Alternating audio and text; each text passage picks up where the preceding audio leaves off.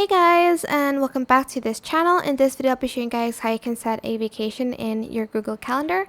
So select whichever days you have for your vacation and just kind of press it and drag it.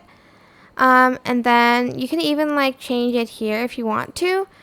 Maybe all day, and I'm just going to type in vacation to Bali.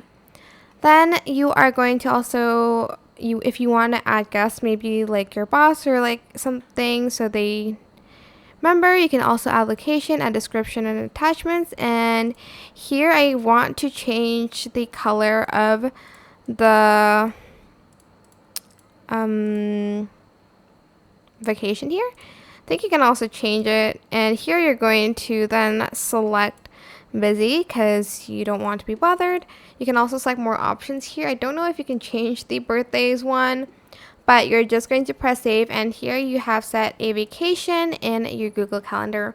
I hope this tutorial was helpful for you guys. Don't forget to like, comment, share, also subscribe to this channel if you haven't done that already. If you have any more questions, just leave it in the comment section down below. I will try my best to answer them all for you guys, and if you found this video helpful, please click the thanks button above the description box down below. Thank you so much for watching. Bye!